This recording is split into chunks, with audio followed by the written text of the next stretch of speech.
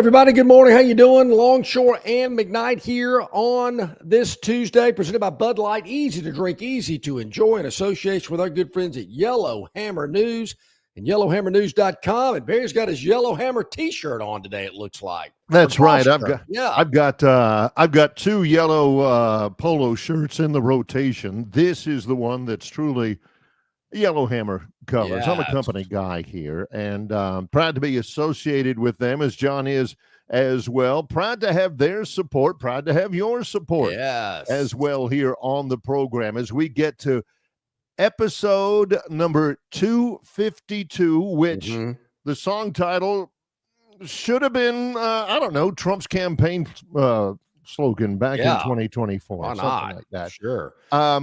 We've been at this for a good long time. He's John Longshore. I'm Barry McKnight. And I don't know about you, although I suppose every year that you and I have been together, and it's coming up on 30 years, believe it or not. Oh, man.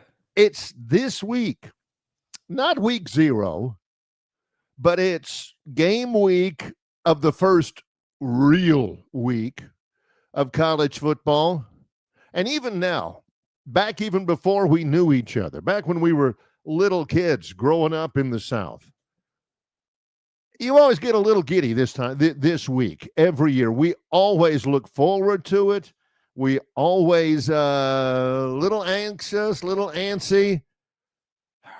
As my brother Mike once said, and Mike, of course, lives in Los Angeles, has for a generation, but he grew up in the South.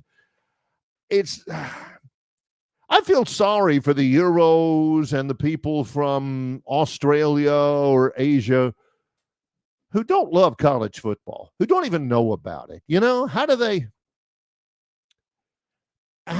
make it without college football? I mean, I love it. It's not my absolute live and die sport, but I live and die it pretty good. It's not the best we've ever seen. It's, Auburn at Baylor, Alabama at Florida State, Troy at home. But Auburn and Alabama are on the road. Nobody is, opening up at home. But still, you feel that vibe. This week, we open up with Thursday games, day after tomorrow, like Boise State at South Florida. Oh, what else have we got that's decent? Buffalo at Minnesota, yeah. Nebraska versus Cincinnati at Kansas City, that's Thursday. But next week, Friday games. The week after that, one Thursday game. When are we getting to Tuesdays? When are we having Tuesday Maction? I'm ready for some of that. I'm ready. Give me some of that. I'm kind of with Ty. Hey, people in the northeastern part of the United States couldn't care less about college football, but they bet on it. They're there. They don't get us down here in the South because, why would you follow college students when you've got the best football players in the world playing in the NFL? It's a big NFL area. College football aren't the best players. The NFL's the best players. Still, though, man, there's something about college football. There's something about it. Your school, your people, bands, which they don't have enough of in the NFL, cheerleaders. I always used to like it. Of course, when I was a kid, every home football game that the University of Florida was playing, we were there. I was in the stands. A lot of people have grown up on college football and don't go to games, haven't ever gotten games. But I feel badly for those people. Like even, I mentioned China and Europe and Asia, John, but I feel sorry for the people in Long Island, the people in Maine or New Hampshire or even Buffalo, New York, who don't give two toots about college football. They can't understand it. I feel you bad. go to a big They're city. missing Sorry about out. that glitch there. I think your internet issues have spread northward.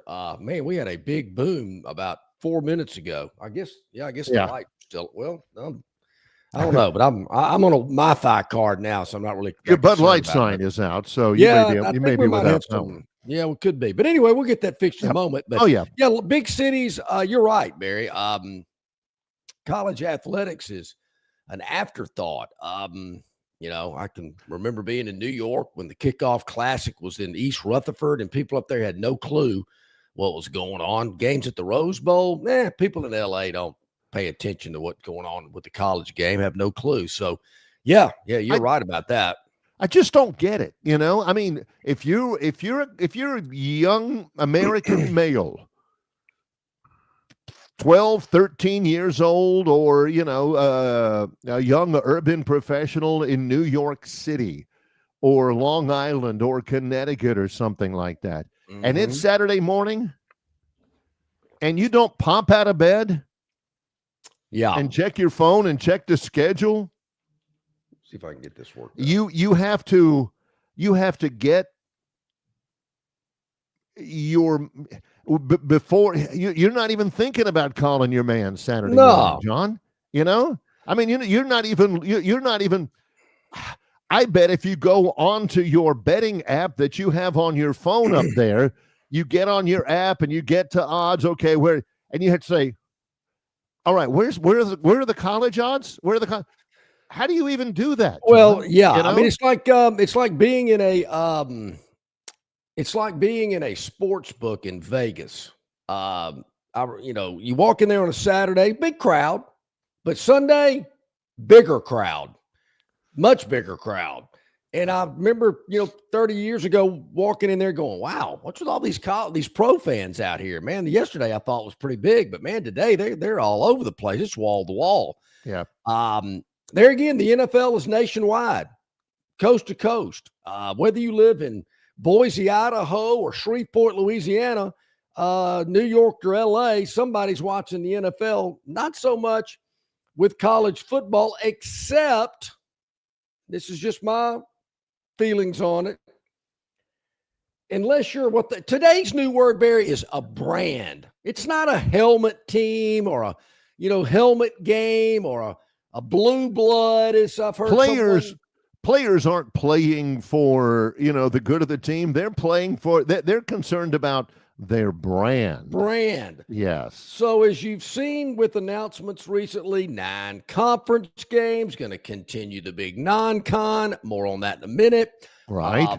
The television networks want the big brands because big brands sell coast to coast and in Boise and Shreveport and places along the way. Little brands don't sell as much. I guess that's why I'm saying, why in the world are the Cowboys on Monday night so often? They stink. Don't matter. They're a brand. America wants to see them. The Jags could be good, but the people don't know the Jags like they know the Cowboys. Well, the Jags are 8-2. The Cowboys are 2-8. Don't matter. That speaks badly about our American culture. That is a source of shame for me about living in America. And there's not that much that I'm ashamed of about living in America. But if that is indeed true, like Denzel Washington said last week, why is the focus on brand instead of being good at what you do? Because that's what American people, that's what they're looking at. Ooh, when they're walking down the street or they're walking down the aisle at big box store and they're heading over there to the diapers or to the fishing rods or something like that, and they pass by electronics and, oh, hey, look, is that the Cowboys? Hang on, honey, let's see what. Oh man, they got the Eagles, and they're sitting there. Yeah. They ain't doing that they're not doing it for the Titans. They're not doing it for the Jaguars. But they're not looking up there and saying, hey, check it out. Hang on, honey. Check this out. Miami of Ohio's on. Yeah. I know that Denzel, that was a good line. That was a good point Denzel made. But I mean, he made like 3 Equalizer movies. I mean, Denzel, that's beneath you, man. I mean, you're upper echelon. You're not making some series of shoot 'em ups, but you did, and people are going to watch it because they know it's you. But I didn't think the movies were that good. It was beneath you. This is practice another what part you preach. of American society. Denzel Washington, the greatest actor of our generation. He's having to do those movies because you know what? There ain't a whole lot of movie parts out there for 68-year-old men, Yeah. That's why Robert De Niro was on Meet the Fockers, because he ain't getting the lead in Ocean's 11 no more, He ain't going to be in Down and Out in Hollywood or something. Brad Pitt's falling into the same thing. There are no good fellow roles out there for him anymore. That's what they're getting into, and that's what I think sometimes you're getting into college football. John, about 40 years ago, you know who was one of the bad dudes on the street corner? The Nebraska Cornhuskers. Yeah, they were. Anybody think about Nebraska at all recently? At all? About anything? Boring little block N on the side of their plain white helmets. They haven't been relevant in a long time. But they're Nebraska. They'll sell that place out. 77,000 strong every time. But sometimes, the brand only gets you so far, Well, I don't know. Yeah, I wonder about that. I mean, there again, I always go back to the Cowboys. I mean, they're on Monday night 2 or 3 times every year. 3 o'clock window on Sunday night. Doesn't matter if they're not any good, but people like the Cowboys. Yankees, same thing. And, back in those years when Notre Dame was not to their standard, didn't matter. We're going to put them on national TV every week. Well, I'm telling you, there's this team out here called Arizona State. Man, they're really good. So what? Put them on at 10 o'clock at night on ESPN2. Who cares? That's wrong. Arizona State was a college football playoff participant last year. Mm-hmm. They were good last year. Meanwhile, yesterday on this show, we were talking about how with the 9-game SEC schedule, many of the SEC schools are going to start opting out of some of their future scheduled contracts. And I asked John, because Alabama has a home and away with Ohio State. Yeah. Alabama has a home and away against Notre Dame, right? Correct. I asked John if you got to get rid of one of those, and he said, no, I'll take them both. I said, I know, but if you had to get rid of one of those, would you get rid of defending national champion Ohio State or Notre Dame, which, played in the national championship game? Yeah. John said, I'd get rid of Ohio State. John didn't even let me finish the sentence. Yeah. Ohio State. Got to keep Notre Dame. Sure, Got to keep Notre Dame. Oh, yeah. No doubt. And I think it's because of the brand. And I think those games are, I don't believe they're set for the same year. No. We did talk about this yesterday. It was interesting because I did see an article where Greg Byrne was asked this question. Obviously, Barry, people at other news outlets were watching us yesterday, and they went, "Ooh, hey, that's a great idea. Let's call Greg Byrne."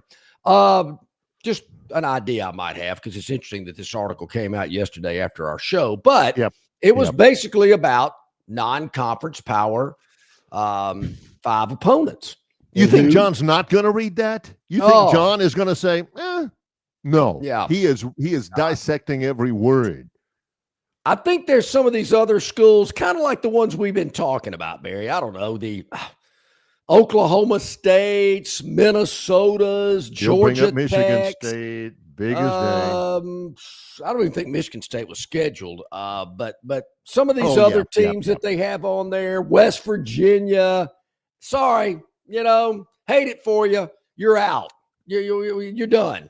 Okay, the bile rises when John says hated for you and everything, but that's his big failing.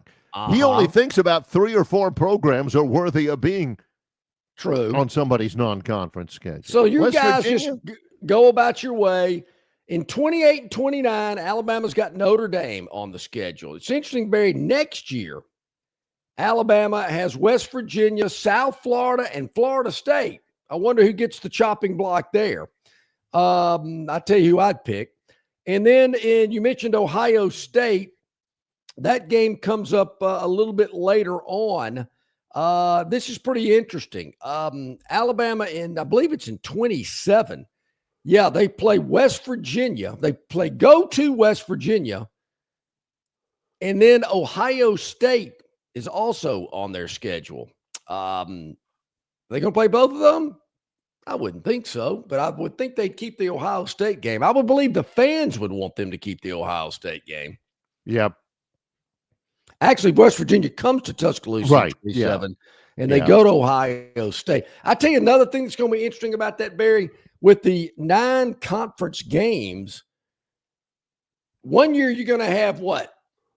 5 at home and then 4 on the road and then flip-flop the next year. It's going to be uneven. So that's the way it's, they're going to have to figure out these non-conference games.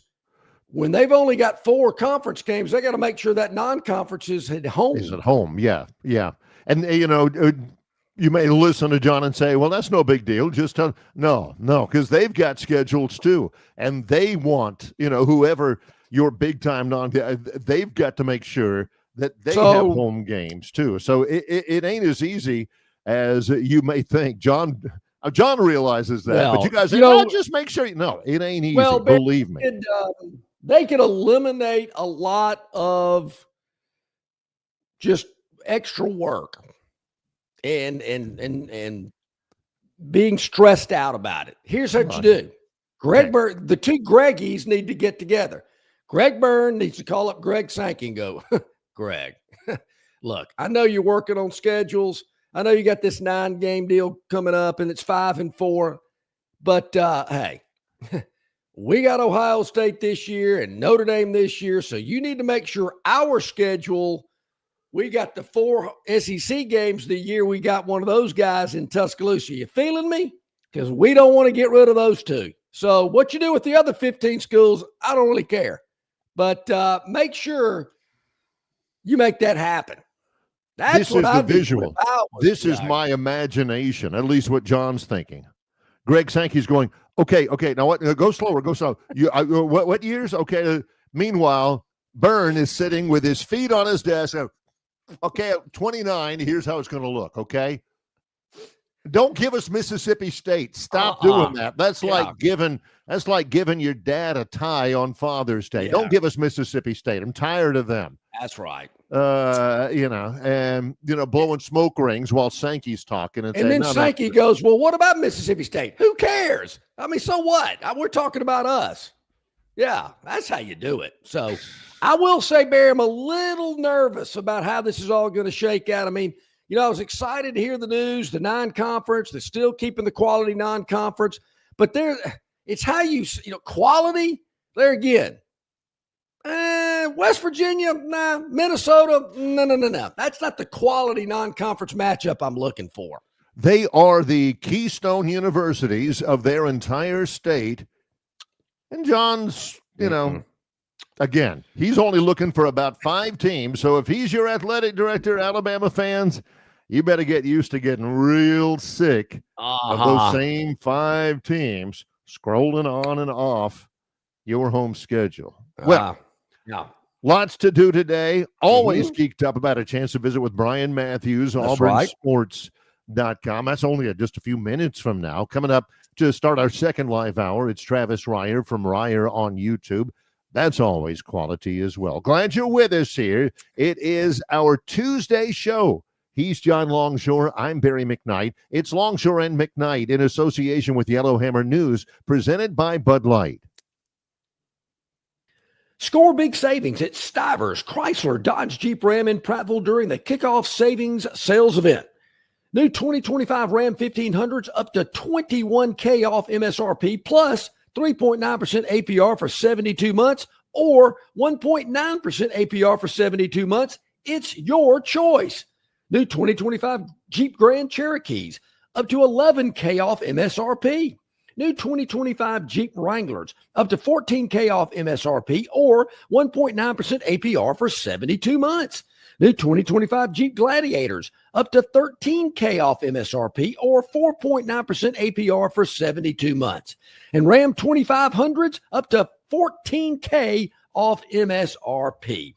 Alabama and Northwest Florida's largest volume Ram dealer is in Prattville at Stivers CDJR, where Price sells cars, trucks, and SUVs. 2209 Cobbs Ford Road and at stiverscdjr.com.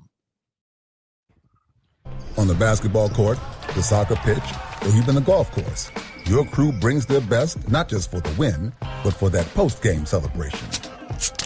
When victory tastes like Michelob Ultra, it's worth every drop of sweat.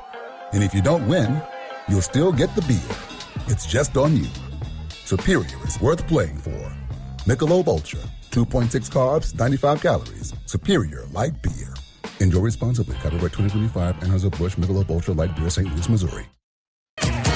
Play to win big at Victoryland Casino, where the hottest, most exciting games are waiting for you. Big bonuses, giant jackpots, and rewards keep our guests coming back for more. Visit our Players Club today and check out this month's exciting free play promotions. You'll have more fun at Victoryland Casino, where you can be a winner too. Victoryland Casino, off I-85 exit 22 in Shorter, Alabama. Must be 21 or older. All righty, welcome back in, everybody. Glad you're with us. 21 minutes past the hour on this Tuesday. I know some folks on the chat. Dennis Mitchell coming early today with a lot of chats. We're going to get to a few of those. Oh, yeah. How about this one? How about this one from Bob from Pike Road? Okay, in a total break with his tradition, Bob checks in and says, a ton of pressure on old cell phone Hugh. Win, and that was expected. Lose, and Farmageddon continues. Dead man walking. Believe it or not, Bob opens up the show talking trash about Auburn. Armageddon. I knew that would get John. I got to write that one down. John has a low threshold of quality humor when it comes to Auburn. You say that's a good anything one. about Auburn. Yeah, it's game week. Bob's coming. Danny from Margaritaville's probably going to stop in. Yeah. Laughing Rob, probably a pop back. I mentioned that. Honor of your yellow shirt today. I am not going to read Philip's article about Yellow Fellow. Nothing against Jimmy Rainey. I think he's a great man. I mean, he's done incredible things for the state. Just don't want to read about it. But I will suggest an article that just dropped at ESPN.com from Chris Lowe. Yeah. You know, he always writes these extensive behind-the-scenes articles. Well, this one is about Kalen DeBoer in year 2 at Alabama. It's very well done if you want to check a look at that. Well, other things to check into. Auburn is getting to be a little bit hot. There is a new book out. If you look behind me, I've got just the books behind me is like a 10th of all the ones I've got. Right behind me, right over this shoulder with the picture of me and my wife, are about 6 books on the Iron Bowl. Oh. Housel wrote one. Al Browning wrote one. I mean, Books A Million is full of books about the Iron Bowl. There's a new one out. It's from Yahoo Sports senior writer Jay Busby. It's called Iron in the Blood. Iron in the Blood. A look at the entire rivalry between Auburn and Alabama from the beginning, even before 1948, through 2025. So check that out. That is out. Also out, and I mentioned this last week, John, the retrospective on the 15th anniversary of Auburn's national championship year. The untold stories of the 2010 Auburn football team. Whoa, what now? That interests me. The untold stories of the 2010 Auburn football team? Some of them have been told over and over and over again. Some of them untold. It's called Unspoken. Danny Sheridan penned this book? Nope. It's not a book. This one is actually a video series. It's called Unspoken 2010. It's actually been put out by what they call War Eagle Plus, which is the Auburn Well, the Auburn feature channel. Auburn controls it. Auburn put this together. And the first part is now out. War Eagle Plus. Just go to whatever, Hulu or whatever, and search for War Eagle Plus. It's called Unspoken 2010. Part 1 is called The Stage. Yeah, it should be The Bag. The Stage. See, you get The Bag and you get Farmageddon, and that gets John giggly. I mean, that wouldn't even make the stage of Larry's Chuckle Hut in Lido Hatchie. And John's like, unbelievable. Anyway, Unspoken 2010. It's out. Go to this site, or is this free? I'm not even sure I'd watch it if it was free.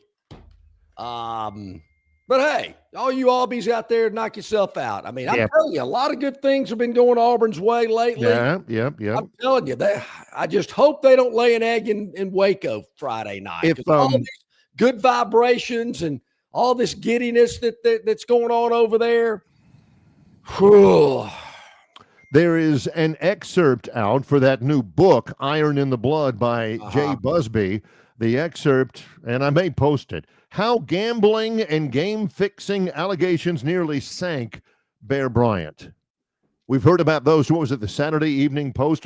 Maybe you and I hear about all these because we're right in the middle of it all. But, if you want another book about the Iron Bowl, I mean, it's out there. Jay Busby, check it out, brand new. Also, Unspoken, the story of the 2010 Auburn National Championship football season. I'd like for somebody to write a book about how the legislature rammed it down Alabama's throat to even play the Iron Bowl. Maybe that's part of it. Maybe it's in. I'm not sure they'll use that same verbiage, but maybe that's there. Maybe that's there. Well, we'll check that. Yep. Is this Auburn? Is this a pay site, or can I just stumble upon it for free? It is a pay site. Oh, I'm out. Yeah, done. See, it's stumbling upon it. Yeah. You can always tell John's disregard as to what, I'm bebopping around, not paying. I'm stumbling upon this. He never does anything online anyway, purposely. I got to, except for Philip. Yeah. And now I can only stretch my entertainment dollar so far, and I've got that $9.95 committed every month. So I don't know if I can stretch it out any further. I will certainly try to do that, but I'm not sure that's going to happen. But you never know. We'll see. Yeah. How about this? Would you be interested in if Leslie is correct? Untold Stories, how Feinbaum, Lars Anderson, a Bammer professor, and Jody Wright started the scam known as the Cam Newton investigation. I'd watch that. Feinbaum was behind that? Huh. I'd watch that. Heck yeah. Well, you got to throw Danny Sheridan in there somewhere. Danny Sheridan, Schmanny Schmeridan. Give me a break. John is always Danny Sheridan. Danny is, yeah. I mean, if you're going to get those three in there, Leslie, you got to throw Danny Sheridan in there too. Come on. Jeez. You got to be kidding me. So Dennis was up early today, Barry. He's talking about MA going into the Hot O'Brien Stadium and beating Tallahassee bad Friday night. And then he kind of gets in on the Cowboys. And then Preston says MA thinks they're a college. Look, for what I pay to send my kids there, it is a college. Ain't no question. Ain't no doubt. But there's also, some good. I mentioned before talking about Denzel Washington. I think he's the greatest actor of our generation. There's not any others. Plainsman Preston says, love me some Denzel, but the greatest actor of our generation is Daniel Day-Lewis. Barry, who's the guy that played in Malibu's Most Wanted? I mean, come on. That guy was great. Oh, you talking about Jamie Kennedy? Yeah, he's phenomenal. Meryl Streep. I love Meryl Streep. I love Daniel Day-Lewis. Day-Lewis in Lincoln and in Gangs of New York.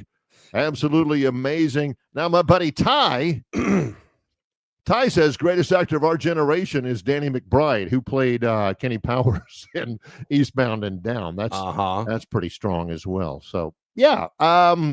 You guys are up, thoroughly caffeinated. We appreciate it. It is game week. Bob from Pike Road with a football take. He says Texas goes down on the road at the Shoe on Saturday. Man, I don't know, Bob. Are you telling me Julian Sayin, former Tide quarterback? Was he ever a quarterback? Did he ever actually sign? Did he ever actually enroll? Because there were some people in our show who thought he was going to be the greatest thing since sliced bread. Didn't he go through spring practice? Did he? I think he did. 1 year? I'm not sure. He was an early enrollee.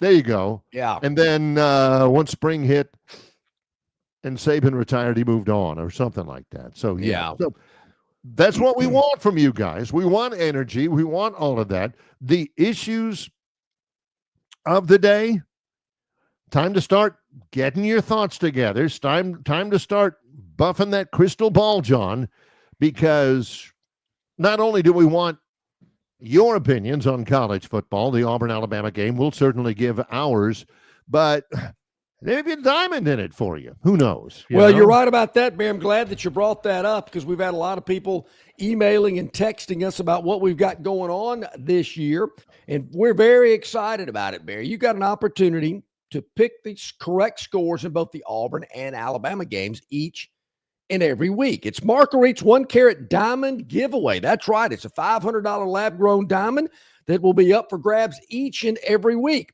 Pick the exact score for each team in each Auburn and Alabama games of the week to win. If multiple entries have the correct scores, there'll be a draw-off with all correct entries. Limit 1 entry per person, per household, per game, and we can check on that, so don't try to be getting over on us. Enter any time the week of the games. All entries must be received before the kickoff of each game to be valid. So you can enter now or you can enter Friday night before Auburn kicks off, but you better have it in before foot hits leather. Longshore and McKnight at gmail.com. That's Longshore and McKnight at gmail.com. In the subject line, put diamond. And hey, everybody that's a weekly winner is going to go into a pot to pick for the national championship game. And if you hit that one correctly, a $3,000 natural diamond, 1-carat diamond, will be up for grabs from Marguerite's Exquisite Jewelry on Vaughn Road in Pepper Tree, adjacent to Chappie's Deli. In Montgomery, Alabama. Brian Matthews, AuburnSports.com, next on Longshore and McKnight, in association with Yellowhammer News, presented by Bud Light. Why Hands?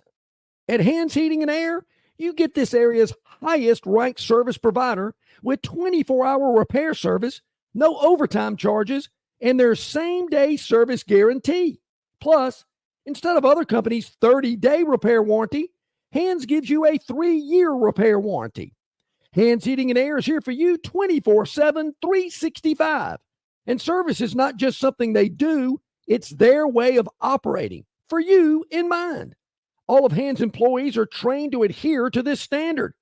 They work hard to ensure that this standard is maintained, and they are constantly looking for new ways to better serve you.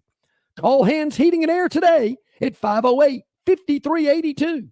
That's 508-5382, or find them on the web at 834hands.com. The Bush Guide, cold and smooth survival skills. For a successful stint in the great outdoors, pack accordingly. Place heavy essentials near your spine for stability in rough terrain, with light items near the bottom. Now, you may be wondering, where does the Bush Light go? In your stomach. Bush. Head for the mountains. Enjoy responsibly. Copyright 2023, Anheuser-Busch, Bush Light Beer, St. Louis, Missouri. Local banking expertise, the newest innovations and technology, personal attention, genuine hospitality. It's all just part of the Riverbank and Trust difference. They invite you to experience it for yourself. Welcome to banking above and beyond at Riverbank and Trust. Locations throughout the River region, locations throughout the state of Alabama. River Bank and Trust. All right, here we are back at it, about 26 minutes to the top of the hour on a Tuesday. That means our man Brian Matthews, AuburnSports.com, joining us. It is game week. Brian, thanks for joining us today. Hope you're doing well. I'm doing great, guys. How are y'all? I'm doing really well. I'm impressed with just how much stuff is on AuburnSports.com. I mean, injury updates, press conference video, recruiting, feature stories, and all that. You guys find a lot of stuff to pack in there this time of year, Brian. You put 6 journalists together one side, and we just can't help but throw out a bunch of stuff. And yeah, we try to blitz, press conferences and any media opportunity we have with as much information as possible. We'll be back out there here in a couple hours for a open practice, and then talk to some players later on after practice. So continue to crank it out as we get closer and closer to the opening game. 3 days away. That's crazy to think about. Yeah. It really is crazy to think about. My wife was asking me last night about the game Friday, and of course high school games. I said, honey, there are going to be a lot of people in the stands at these high school games watching Auburn on their phone. Yeah. Well, maybe nobody will be watching Auburn because YouTube TV and Fox can't figure things out. We'll see. Oh, yeah. Wow. What a time to use a little leverage to try and get that stuff. This is not the time to be messing around with. It seems like that happens every year. Yeah. If you are an Auburn fan, it is a time to start doing some research and have option B available or whatever. Yeah. Just in case. Option B is my buddy Andy Burcham, Jason Campbell, and those guys. That might be it. Hey, let me speak about auburnsports.com. We want you to be a subscriber. I've been a subscriber for a long time. We want you to check out the content. But I do want to ask you just a thumbnail about your piece about the Auburn defense counting on strength in numbers. There was a couple of years ago when the only number they were worried about was just trying to get 11 on the field. 11 guys that can play SEC ball. 34 guys listed on the defensive depth chart. And I don't know all 34 are playing in game one at Baylor, right? Because there's some freshmen in there. You're not sure if you want to put them in that situation right away. But I think most of those guys are going to play, and all of them will play in the first, few games. Those 2 home non-conference games coming up next. But that's been sort of the theme of fall camp with DJ Durkin, Auburn's defensive coordinator, rotating a bunch of guys. Especially up front on the defensive line. They just want guys to come in there and play like to their fullest ability for 20, 25 snaps instead of having to, push those out like 50 or 60 snaps, like maybe in the past you've had, starters, play that many in a game or more sometimes. Being game week, Brian, you mentioned a couple of 3 days away. They'll be heading out to Waco. What's the shift been with practice, with the team, with the coaches? Have you noticed anything different as they get into game week mode? Yeah, I mean, normally you'd have like a more physical practice on Tuesday leading up to a Saturday game, and then you'd take it down a notch or two Wednesday, Thursday, kind of have a walkthrough. They went ahead and had their physical practice, I think, on Sunday, and kind of eased it down here the last couple of days, just sort of simulate, Friday as a Saturday, and are treating it that way. I think they head out. I'm pretty sure they head out Thursday. Right. We'll have a walkthrough out there to get ready. McLean Stadium is a turf stadium.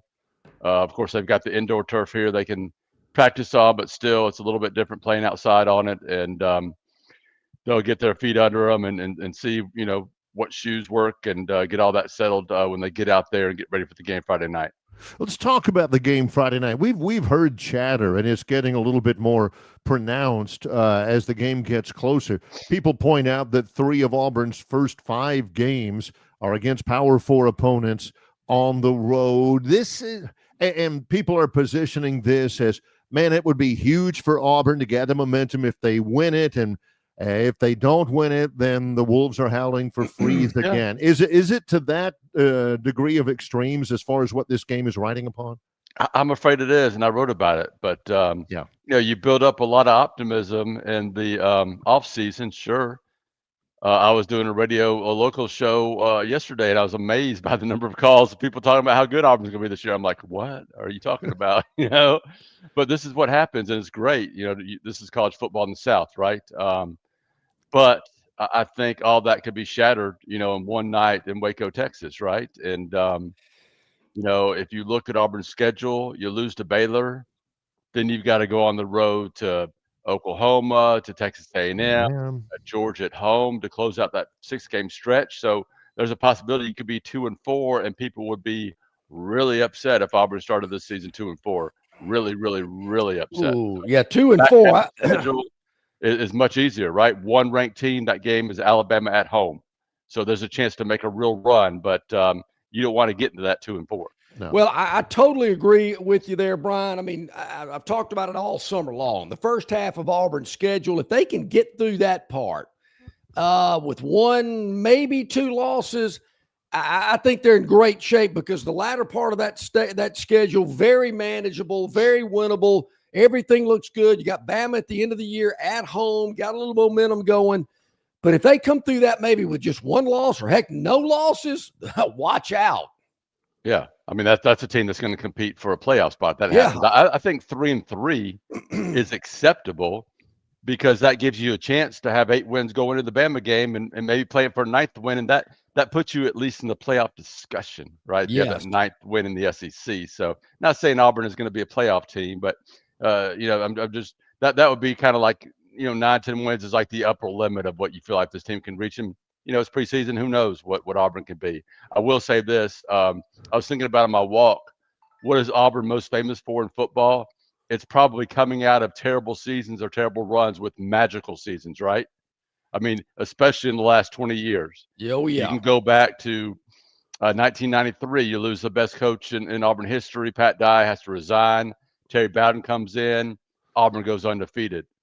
You go 2004, 2003, Tommy Tuberville almost gets fired. There's Jetgate.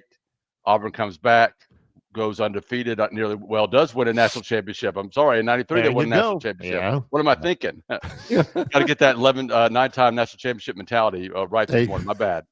And then, Malzahn's first year, after. Yep. 2009 and 10 coming off 2008, which is Tuberville. And then, step ahead, 2012, maybe the worst individual season in Auburn history. 2013, again, a magical season. So that's what Auburn does. I'm not saying they're doing it this year, but that is a tradition that Auburn absolutely has. I know Hugh Freeze has had media opportunities since we last spoke. He had the fan show, the coaches show last night. Are you detecting any sort of a trend in how he's considering and how he's thinking about the work of Jackson Arnold lately heading into this week? He has said several times that Jackson is making good decisions. That's been I'd say a theme of camp with Jackson. And I think on the opposite side, he's said a few times that Jackson needs to hang in the pocket a little bit longer. So that's one thing they're going to continue to work on. And he's also talked about, excuse me a second. That's okay. Yep. Talked about Jackson's ability to run the ball and how they feel like it's going to be a real weapon, but they haven't had a chance to really explore it in camp because they don't want to hit him too much, right? They don't want to beat on their quarterback in August when he's going to take a beating, in September, October, November. So we will see some of that, I think, Friday night when he is flush from the pocket and does have a chance to run, or maybe in some design runs too. I'm going to be interested to see him take some hits. I mean, we've talked about it in preseason camp, but then you get into game action, it's not two-hand touch anymore. But, I tell you, I don't think it's going to be that big of an issue. I mean, the guy played in a lot of games last year at OU and didn't have anybody blocking for him. So, right. I mean, it might have been a while, but, I mean, I'm not sure that's a big deal.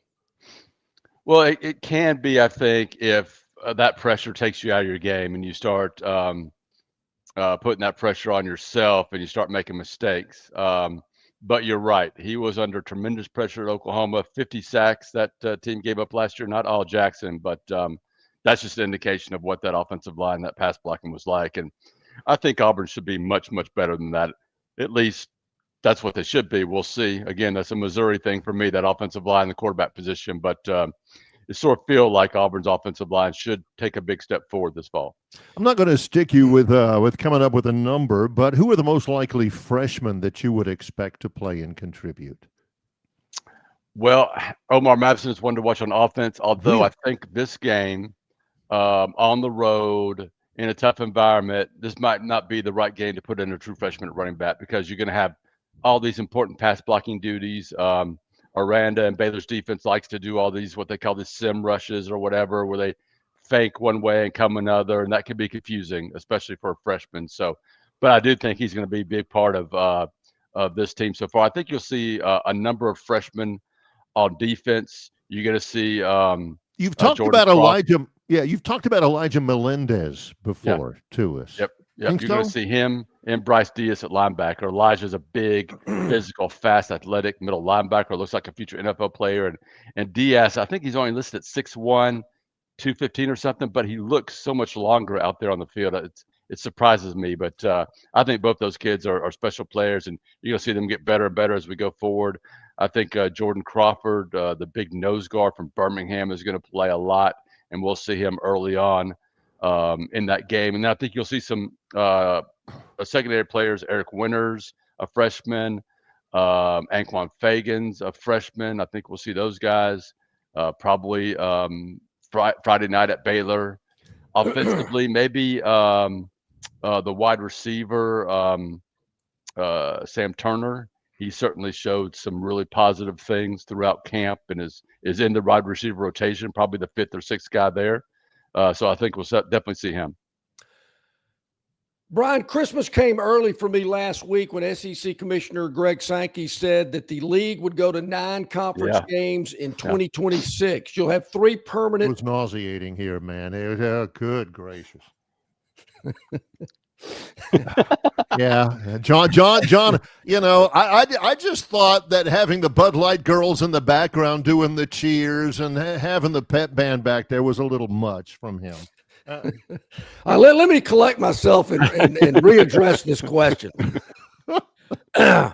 Last week, Greg Sankey said that the league's going to 9 conference games beginning in 2026. You'll have 3 permanent opponents each and every year.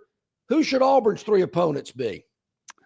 Well, they're definitely going to be Georgia, Alabama, and then either Vanderbilt or Mississippi State, I think. Vanderbilt, to me, makes a lot of sense. Straight up I-65, you know, a nice little regional battle there. Mississippi State makes a lot of sense. Auburn's played a lot of games against State over the last, I guess, 30 years since we went to divisions back in, what was 92 or what have you. Is that 30? Yeah. So I think one of those two. What it comes down when you're looking at Auburn is, okay, Auburn's playing 2 of the best teams in the SEC. So you got to balance out that 3rd guy with somebody who maybe is not traditionally or in the last 5, 6, 7 years playing the best ball in the SEC. So that's who that 3rd opponent is going to be, somebody in that spot, and probably somebody that regionally fits too, I would think. That makes sense. I guess I'm thinking at it through the eyes of a fan. You know, if I'm a fan, I don't really want Vandy or Mississippi State. Would I like to see maybe Florida or Tennessee or some of these rivalries from the past come back on the schedule? Probably so. And with, you know, with the playoff, probably it's probably going to expand soon. I think there's more wiggle room. You know, we talked about if you have 3 losses, if you're playing quality teams and have strength of schedule, which is a new matrix that they put in to emphasize. I still think you can get in. It's all about making the playoff. Because I'm hearing Alabama might put Mississippi State on there as well. I'm thinking, I'm not interested. That is me as a consumer of the game. That's not really what I'm looking for. Well, I would say this. The good thing is, you know, those other rivals that Auburn has lately, LSU, of course, since the division format, and then traditionally Tennessee, Florida. All those teams are going to play home and away every 4 years against Auburn anyway. So they're going to be part of every schedule every year. So maybe not, you know, every single season, but I do think a lot of Auburn fans want this more balanced schedule, right? They felt for 2 decades playing in the West and then having Georgia as your, you know, team you play every year in the East, that they have had to play the toughest schedule, and that's hurt them sometimes when it came to their finishing spot or their chance to play for a championship or what have you. So I think Auburn fans will welcome a more balanced schedule, which I think they're going to get. I think that's one thing that Cohen and Auburn is going to insist on with this, next evolution of the schedule. Yep, and like I keep telling John, you know, Mississippi State and Vanderbilt, they've got to play somebody too, you know. They've got to have their schedules. Yeah, let me ask you about this because we didn't have a chance to ask you last week. It happened after our Tuesday visit. The impact of getting the commitment from Braylon Womack. Oh, I mean, a terrific player. Number 1 safety, I think, in the country. Our top 2, 5-star. Auburn has recruited the safety position incredibly well over the last couple of years now. But I would say the biggest impact is July 1st, Auburn was 74th in the country in recruiting rankings. I mean, that is as low as I've ever seen Auburn forever, and now they're 22nd in just less than 2 months. So they've made a terrific run here over 6, 7, 8 weeks, and now they're back in position if they can do some things in this fall and going into December where they can finish with a top 15, maybe top 10 type class. We'll see how far up they can go, but that was a really, really big pickup. I do think the way you recruit under the current rules, which is ever changing, has changed a little bit for Auburn. I think what they're looking at right now is to spend, the big bucks on a select number of top Braylon Womack's type, right, players, maybe a dozen or so in a class.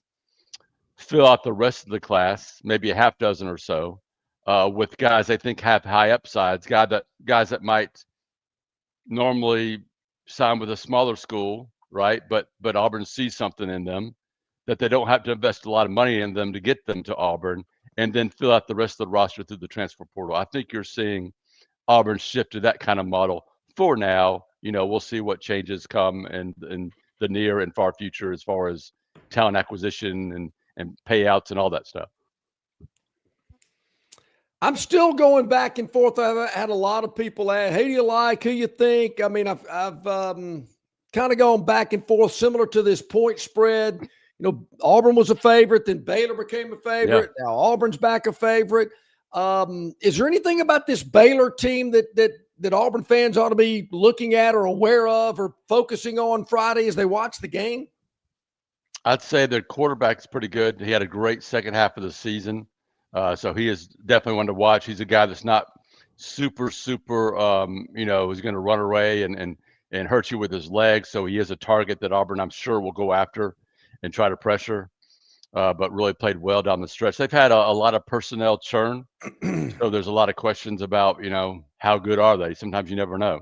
Yeah. Sometimes the guys you bring in can be better than you thought. Sometimes they're not. So that'll be one to watch. They're not as big on defenses as you'd expect from an SEC school, but sometimes that can be a problem for a school like Auburn because you're used to blocking a 300-pounder and you got some 260 guys that's running circles around you out there. So we'll see how Auburn reacts to that.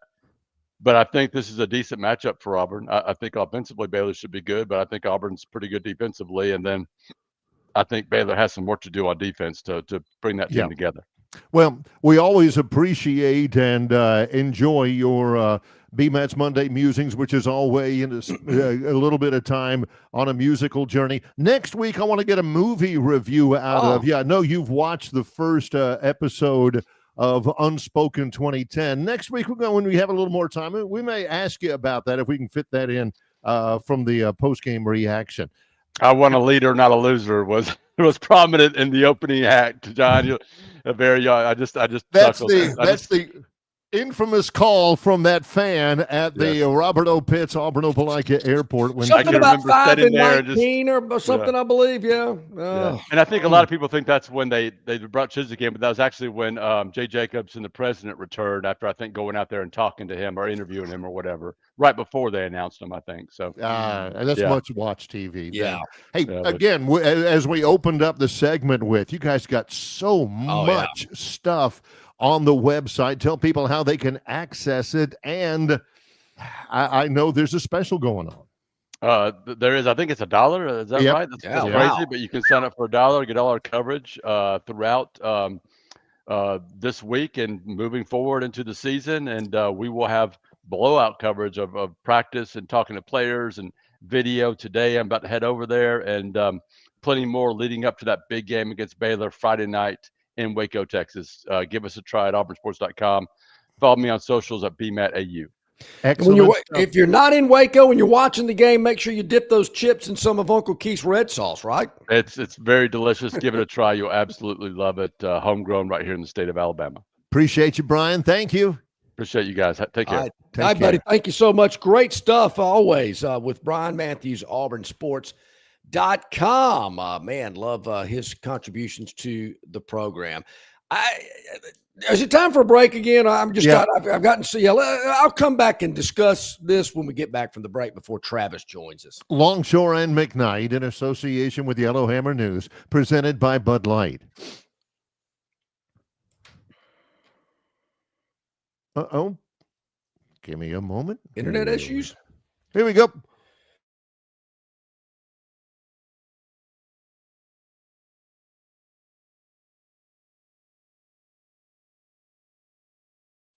Why Hands? At Hands Heating and Air, you get this area's highest ranked service provider with 24-hour repair service, no overtime charges, and their same-day service guarantee. Plus, instead of other companies' 30-day repair warranty, Hands gives you a 3-year repair warranty. Hands Heating and Air is here for you 24/7, 365. And service is not just something they do, it's their way of operating, for you in mind. All of Hands employees are trained to adhere to this standard. They work hard to ensure that this standard is maintained, and they are constantly looking for new ways to better serve you. Call Hands Heating and Air today at 508-5382. That's 508-5382, or find them on the web at 834hands.com. It doesn't matter if you're running drills at the park, playing pickup on a Saturday, or sinking the final putt. When you compete with your friends with Michelob Ultra on the line, competition isn't that friendly. The trash talk, next level, and the stakes, oh, those are crystal clear. With only 95 calories and superior smooth taste, it's the ultimate trophy. Superior is worth playing for. Michelob Ultra, superior light beer. Enjoy responsibly. Copyright 2025, Anheuser-Busch Michelob Ultra Light Beer, St. Louis, Missouri. Phoenix Physical Therapy is ready to help patients recover, recharge, and rise. They develop a customized therapy plan for each patient to get them back to enjoying their favorite activities. Their experienced team is committed to providing exceptional care in a professional environment. Whether you're looking to prevent or treat an injury, recover from a recent illness, or recuperate from surgery, schedule an appointment with our clinic and take advantage of our physical therapy, athletic training, workers' comp, and employer solutions service. Experience elevated physical therapy today.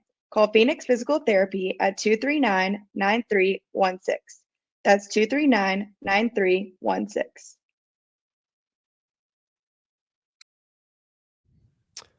Back at it here on a Tuesday, Longshore and McKnight. Maybe I'm stubborn, maybe I'm hard-headed. Some people might agree with that. Some people are agreeing with it right now Yeah. at the moment. I don't get the Vandy and Mississippi State business. I just don't get it. I know somebody's got to play them, but I don't know if I'd be lobbying for those two teams on my schedule. If I am scratching a check out for season tickets, and I know I've been doing it forever, and I've had to deal with Mercer and La Louisiana and UT Chattanooga and whoever for forever and ever. But now there's a change, a sweeping change going on in college football and in the SEC in particular. And 9 conference games, 3 common opponents. I just don't get hey, we want to be first in line for Vandy and Mississippi State. Well, the context from Brian Matthews was you were asking him who he thinks it will be. He's not lobbying for it. I asked him who did he want to see him play. Oh, well, he's okay. Okay, that's fair. That's fair. But he did say, I think it'll be this and that. John, I get what you're saying as a fan, and you were right about that. But, and I get what LSU Mark says. Missouri can play Vanderbilt and Mississippi State. But you know what that means, John? That's 1 game, or that's 2 games. You still got 7 more you got to get. Again, they got to play somebody. And I'm not even on board with that.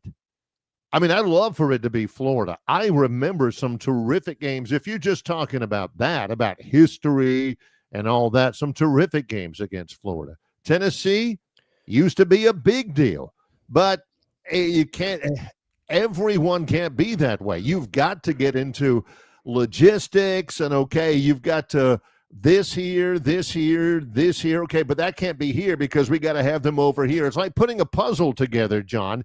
Especially difficult when you've got people. Sankey is getting a phone call from a 205 area code. He's already got Greggy blocked because he's tired of hearing from him. So all of a sudden he gets a phone call from a 205 area code. And he says, yeah, Greg Sankey. And he says, hey, this is Greg Byrne. I'm borrowing my sister's phone. Now, listen, I want this. I want this. I want that. They've got all those people lobbying, and they've still got to come up with a schedule for everybody. But in the world of Longshore, at the top of your SEC schedule grid, they ought to just go from the top to the bottom. Okay, Alabama has this, 9 times across. Okay, now can we work on everybody else? All right, now that they've got what they want, can we figure Vanderbilt and Missouri and Mississippi State? Or do we have to go to Arkansas next and then Auburn next and all that? That's what John's talking about. Yeah, and I know that's what he's thinking. He's thinking, well, Barry says that, Vanderbilt and Mississippi State have got to play somebody. And John's all for that. Hey, I know they got to play somebody. Got to play somebody. Just not us, or just not Alabama or whatever. Let them, all right. Yeah, okay. I am all for our state troopers. They keep our highways safe. Yeah. They do a wonderful service. I am glad to see when they pull over drivers for exceeding the speed limit. Just not me. Okay. See, that's what it kind of sounds like there. Yeah. Mississippi State, Vanderbilt, Missouri, wonderful people, salt of the earth, great people, kind to their mothers. I just don't want to play them if I don't have to. Well, it's kind of like this. Well, everybody else is going 85 miles an hour, officer. Why'd you pull me over? Yeah. That's the worst thing you can say is that, I was just going with traffic. I have a buddy, my son's in law enforcement. I have a buddy who's a state trooper, fine guy. And he says, he always tells him, look, when I go fishing, I ain't looking to catch every fish. I just want to get my fair share. I mean, you were speeding, so it's the same deal. Vanderbilt, just go play with the other guys in this league. There's plenty of them. There's 16 teams. Why got to be us? So, John, Brian, who would you like to see? And Brian's, well, I think it's going to be I'm not sure that anybody out there, except Ole Miss and Tennessee, is going to say, oh yeah, we definitely got to play Mississippi State. Oh man, we our schedule, it's got to include I don't even think Tennessee is saying that. Tennessee would like to get Vandy off the permanent schedule. Yeah, I mean, I just don't get I know these guys are lobbying, and I know what they're thinking. Year in and year out, Vandy, Mississippi State, Kentucky are going to be manageable. Yeah. A lot more than LSU or somebody else would be. But as a fan, do you really want Alabama to not play LSU every year? They got Tennessee and Auburn too. So, I mean, you might win them all. I just don't like this. Well, we might lose them. We got to soften this thing up a little bit. Is that what you tell your players? We're going to take off this week. We don't need to play as hard. And that's kind of the way I'm feeling it in scheduling. We don't need to play as hard. We need somebody a little bit easier to play. I'm just not into that. I don't get it. So you're thinking about truth, justice, and the American way. What made this country great and all of that.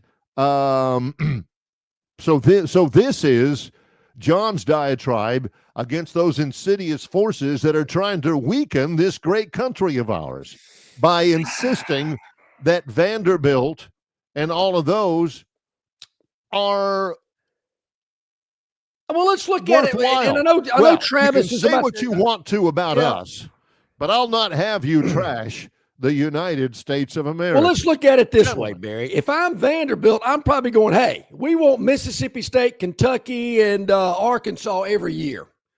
That's probably the way they're thinking. We really don't want Alabama, LSU, and Georgia if we can help it. But we'll ask Travis about this as well. But it is game week for the Crimson Tide as they get ready to head down to Tallahassee for a Saturday afternoon tilt. Doak Campbell against the Seminoles. Travis, good morning, sir. Thanks for joining us today. Hope you're doing well. I'm doing great. How are you guys? Always doing well when we get a chance to visit with you. Travis, of course, Ryer on YouTube. Not just Talking Tide, which is our primary interest, but also Second Helping with the accent on the SEC, No Sleep Teal, all that kind of stuff. Let's put on your Second Helping hat. Biggest, most impactful game of the opening weekend in Southeastern Conference play? It's going to be in Columbus, Ohio, right? Kind of has to be. When Yeah. you got a couple of top three teams, it still feels a little weird to say that in relation to Texas and the SEC. I'm wired in a way after 56 years when you broach that topic, I tend to still think LSU Clemson, right? Instead of Texas, because I'm still getting myself adjusted to that. But yeah, I think you absolutely have to look at that game at the in Columbus. Yeah, that's the one. Going to be a great one. I just wish it wasn't at 12 noon on Saturday. Yeah. I mean, I know that's Fox's window, but man, a game of that magnitude, man, you think it'd be at a different time slot. Yeah, I've never really gotten that with the Big Ten. I know a lot of their people say their ratings are just as high at 11 a.m. local for a lot of those markets. But I mean, what can your ratings be in LA for a game like that if you're kicking off that early, or the rest of the country? So it's still something I don't necessarily get. I know traditionally that's been kind of their spot for Big Ten games. We saw it even with Alabama, Texas a few years ago out in Austin. That was an early kick. But yeah, I'm with you. I kind of like it though, because then, I get LSU and Clemson left alone in prime time. I don't have to worry about anything else at that time with that game. What about the vibe about Alabama, Florida State? Can Florida State get good that quickly to really give the Tide a game? What are you hearing? Yeah, I think from the Florida State perspective, the hope is that this is sort of a return, obviously, to a couple of years ago with that transfer portal heavy team. But I think even that team had some guys that had been around that program for a while. And so they played a little bit of quarterback roulette these last couple of years. Obviously, Tommy Castellanos coming in from Boston College. There's the hope that he can give them maybe more of Jordan Travis and less of what they had a year ago. There's familiarity there with Castellanos and Gus.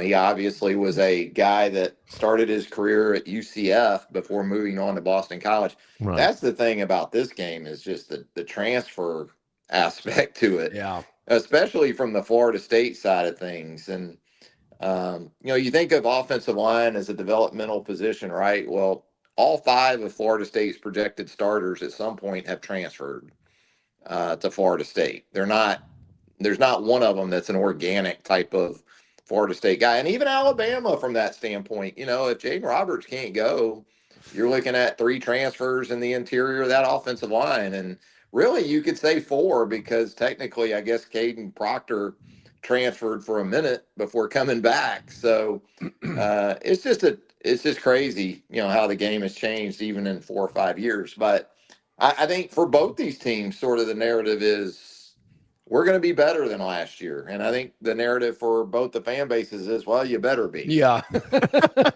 Well, you're not too far from Tallahassee. Is there any buzz, or what's the buzz? What are you hearing about this game? Not a lot of positivity from the Florida State standpoint. I mean, you can get it too. I mean, that was a catastrophic year in 2024.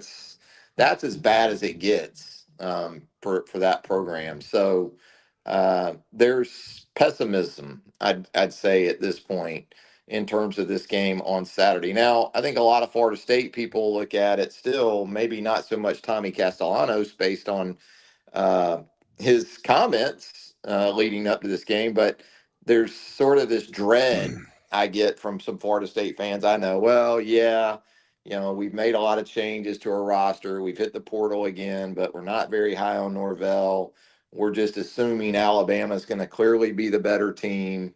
There's still a pretty good hangover, I think, for that fan base after last season, even with the changes at the coordinator and quarterback and, those type of things. And that's why it's important for Alabama to set the tone as early as possible, because I still think there will be an early storm that you're going to have to weather on the Oh, yeah. road.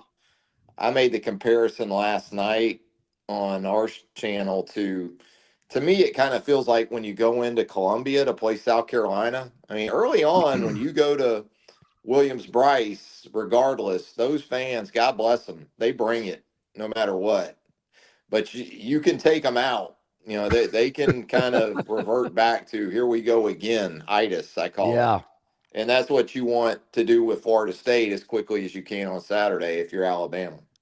Here's a thing, and with my work at Troy and home games, I am right next to the Troy coaches box, and I mean it's a bevy of activity over there. And I didn't realize this.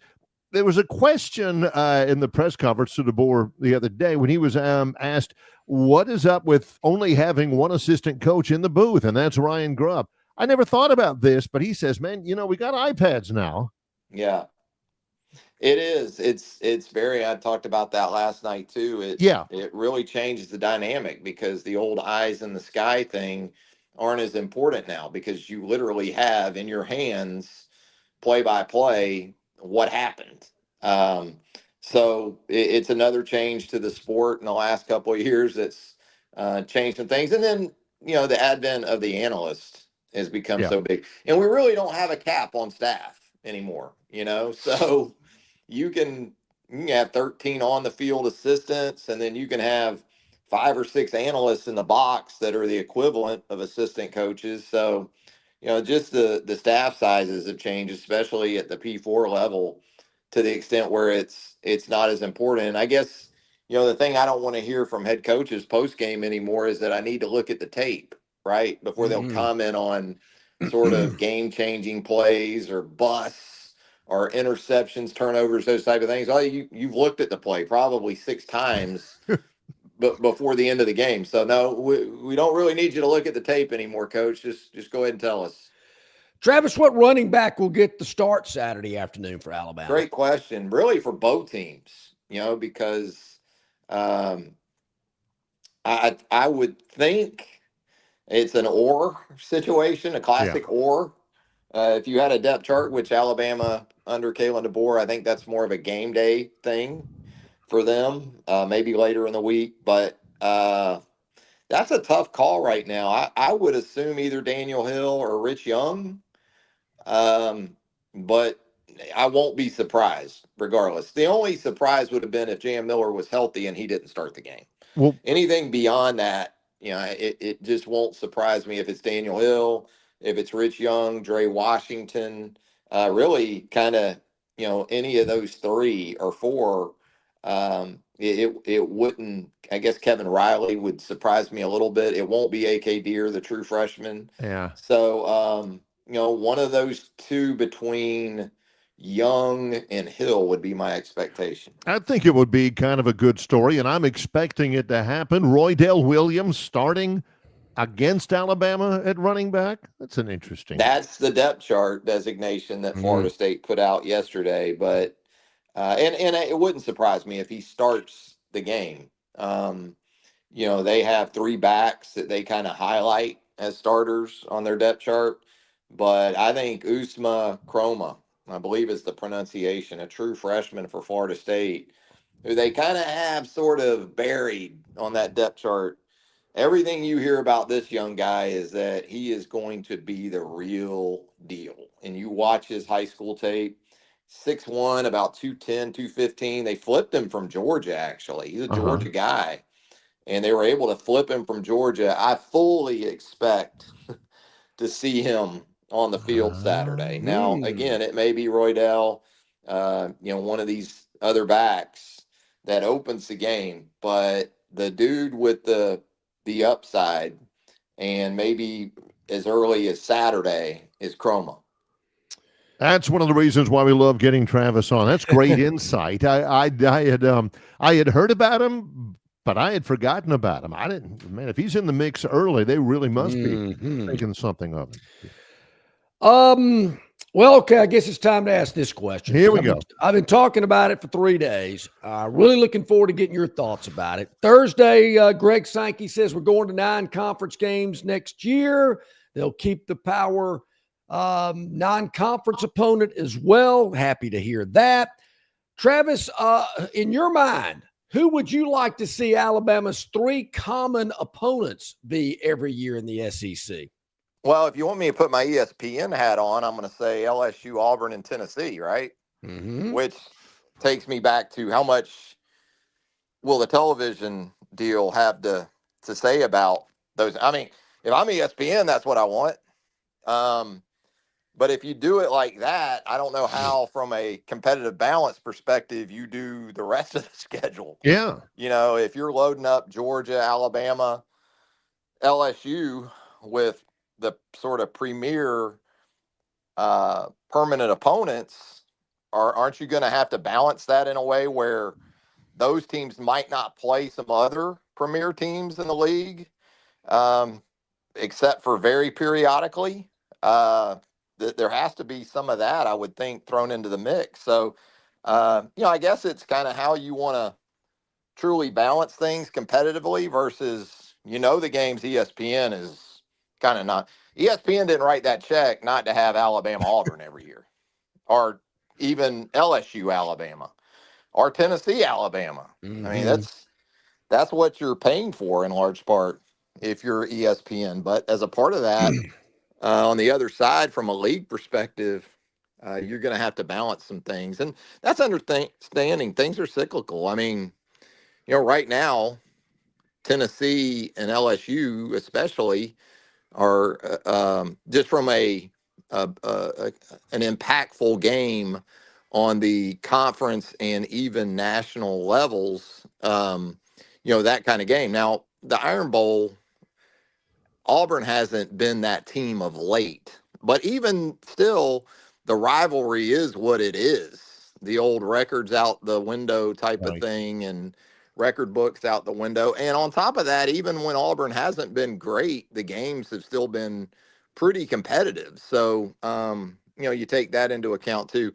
It's a very interesting scenario. We went through it last week on Second Helping on the channel and tried to go team by team and lay it out. I think I had LSU playing about 6 permanent opponents, though, by the end of it. Yeah. So that was kind of a problem for me, because I think LSU should play Florida every year. I mean, as a 56-year-old, LSU Florida resonates with me more than even Florida Tennessee, because it was 92-ish, 90-ish or so when Spurrier got to Florida that game took on significance. So if you want to talk Florida games that should be a part of their permanent 3, I think LSU and Georgia are the first 2. And then you kind of go from there. What do you think Greg Byrne will do with the non-conference games he has scheduled for the next 10 years?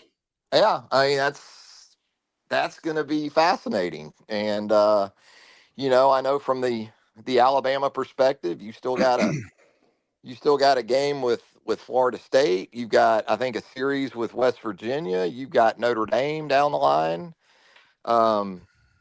Ohio State. And you're supposed to have this unholy alliance with the Big Ten in terms of scheduling, I guess, in the future. So I would think premium is what you're going to be trying to keep if you've got these 2 Power 4 games per season like an Alabama has, and I'm sure other places do. If you got West Virginia and Notre Dame down the road in the same season, I would think it's pretty clear you're gonna want to keep Notre Dame. But from a competitive balance perspective, depending on the size of the playoff, you're probably taking some of that into consideration too.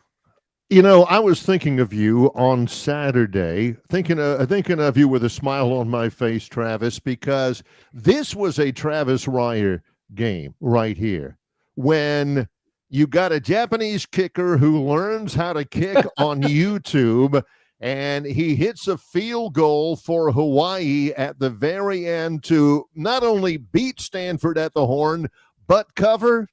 That ball sailed through the uprights, and I said, this is a perfect game, according to Travis Ryer. Yeah, had it all the way. Hawaii by 2.5, and Japanese kicker drills it from 37, 38. My daughter actually helped recruit that kid to Hawaii. She was on the staff at Hawaii when they were able to bring him in. And, it's one of those, there's more of those stories for Hawaii recruiting because they have to be so resourceful in their approach.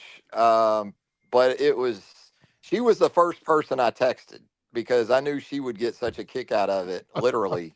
And I guess, figuratively, but he was money, man. It wasn't just the game winner. He drilled the one to send it in overtime. He and hit those 3 in the game. Did not move a foot from dead center on any of them. And so it's just it's a great story. I'm happy for the Rainbow Warriors, obviously. And great. They got a fun team. Yeah, they do. It was fun to watch. I enjoyed that game. The quarterback for Hawaii, maybe it's because he was left-handed, and they talked about the quarterbacks that had come from Hawaii and whatnot, even mentioned Tua, but I could see a little Tua in that guy, just a little, but I could see it. Oh yeah, Ali Hado is not the biggest guy in the world. He's 5'9", and Tua's not the biggest guy in the world. Dylan Gabriel, kind of the same thing, left-handed, that sort of background.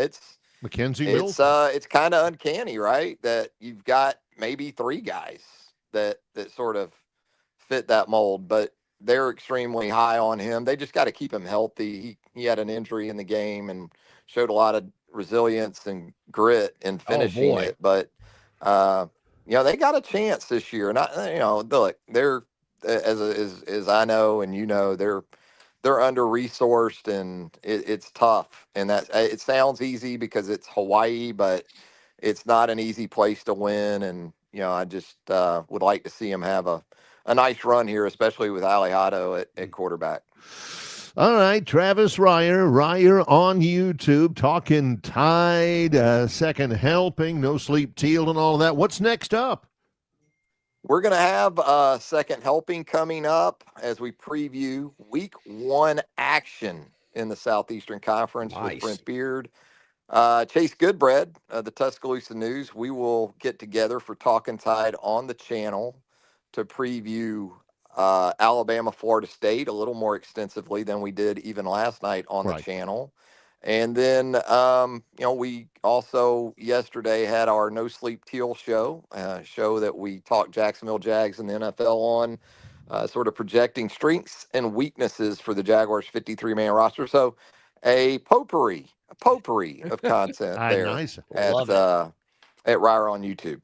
Cavalcade. Great stuff, Travis. We appreciate you. Thanks, man. Thanks, guys. Have a good one. Okay, buddy. Talk to you next week. Travis Ryer on YouTube, Talking Tide. So many other great platforms that Travis is on. Great stuff there. We always appreciate his time. So I got to call my therapist, Barry. I got to have a session.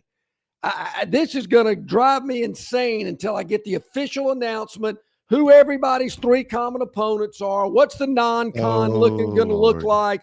This is going to drive me insane. So during the break, I'm going to see if he can squeeze me in later today. I want to guess, because Travis said, when John was asking him about the non-conference existing schedules in the future, what will they do? And Travis said it's going to be an eye towards premium.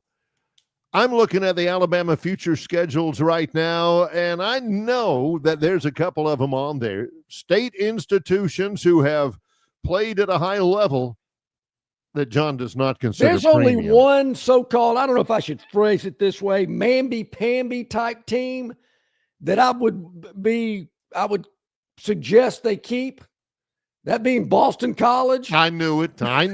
Georgia Tech, gone. Out. Virginia Minnesota, Tech, gone. done. Yeah. Arizona, out of here. Yeah. Come on. Don't need them. Ohio State, Notre Dame, got to keep them. Yep. Let's keep Boston College and whoever else you want to sprinkle in. But if you got to get rid of somebody, Greggy, I can help you out with that. We can get that done in 5 minutes. No, and maybe not even 5. Well, when we come back, it's our Phantom Dog of the Day with Longshore and McKnight in association with Yellowhammer News, presented by Bud Light.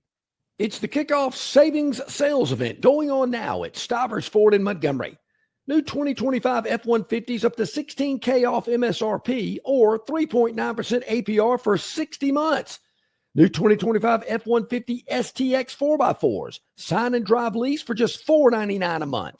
New 2025 Explorers, sign and drive lease, 0 down, $399 a month for 36 months. New 2025 Expeditions up to $9K off MSRP. Bronco Sports as low as $23,999, 0 down and no payment for 90 days. And new 2025 Escapes starting at just $19,999. Score big at Stivers Ford in Montgomery, 4000 Eastern Boulevard, and at stiversonline.com. Stivers Ford, where Price sells cars, trucks, and SUVs. It doesn't matter if you're running drills at the park, playing pickup on a Saturday, or sinking the final putt. When you compete with your friends with Michelob Ultra on the line, competition isn't that friendly. The trash talk, next level, and the stakes, oh, those are crystal clear. With only 95 calories and superior smooth taste, it's the ultimate trophy. Superior is worth playing for. Michelob Ultra, superior light beer. Enjoy responsibly. Copyright 2025, Anheuser-Busch Michelob Ultra Light Beer, St. Louis, Missouri. Extra, extra. The referral perks just doubled at Dixie. Now through November 30th, get $50 for you and $50 off for your friend when you refer them to Dixie. That's a $100 value. Current Dixie customers get 10% off any repair just for being loyal. Dixie Cares Plan members get an unbeatable 20% off. Plus, you can finance anything over $250. Double the rewards, double the savings. Okay, back at it here. It is about 26 minutes past the hour here with Longshore and McKnight. Barry mentioned the Phantom's Daily Dog. Well, we'll just say, put it this way. It was an early start, 5:40. And we had the Miami Marlins taking on the Atlanta Braves that took a 1-0 lead in the bottom of the 5th inning. Yep. And Atlanta was able to scratch a run in the 9th. Yeah. That was it. Dude threw a 3-hitter against the Braves. Yeah, he did. Edward Cabrera. John said, I don't even know the guy. Don't know him. I never heard of him. Don't know anything about him. Probably should pay attention to the pitchers on this one. But I got a hunch. Mm-hmm. Well, Edward Cabrera owns the Braves. 10 strikeouts, 3 hits, only gave up a run in the 9th. He had a shutout for forever. Miami wins. Despite only getting 4 hits themselves, 2-1 was the final. I don't know who this Foucher guy is that came in for the save. We'll give him a little credit too. But Spencer Strider for the Braves, 5-12. Woo! Yeah. He actually pitched well in this one, which he hadn't been doing lately. I think that Foucher guy, wasn't he the guy, that was leading us in the fight against COVID? I think it was. Not to bring it up. But 2-1 was the scores. The Marlins win it and cash the ticket for the Phantom's Daily Dog. Barry, when you were little and you went to the Baskin Robbins or an ice cream shop, did you always go for the double dip, the 2 scoops? I don't think I've ever bought a single scoop of ice cream in my life. Yeah. When you go to Dairy Queen, would you like the small or the large? Come on. I'm looking at the drive-through screen like she must not. The small? Yeah. I'm grown. So good point. We're going to double dip, Barry. I mean, of all the games in Major League Baseball, guess where we're going? We're going back to Miami. Oh. Yeah, we like the Marlins again tonight. Well, this afternoon. 5:40. They're plus 105 again, an underdog again at home. When are these people going to figure it out? Yeah. The Phantom has. So who's the pitching matchup today? Who are we putting our coin on today? Well, for the Marlins, it's true. It's former Cy Young Award winner Sandy Alcantara going for the Marlins. It's Hurston Waldrop. Is that Daryl's son? No. Hurston is a young pitcher. He is a Gator. He's from the University of Florida, first-round pick in 2023. He's looked good, but he is only making his fifth career start. Guy's going to be a little nervous, some butterflies. Maybe not many when he looks out into this major league park and sees about 1,200 fans. Did they tell us in the box score how many fans were there last night? Oh, that's a good one. Let me reference. I didn't. It was not many. Believe me. Maybe Miami plays better with a smaller crowd. Well, they better because that's all they get. I didn't see any highlight clips from the game last night, so I couldn't judge the stand. There wasn't many, yeah. But we're going back. We're going back to Dade County. Miami plus 105 against the Braves again. They were plus 105 yesterday. So we're going to take them again in the Phantoms Daily Dog. Miami. So the Phantom yesterday gets a 2-1 victory with a run in the ninth for Atlanta.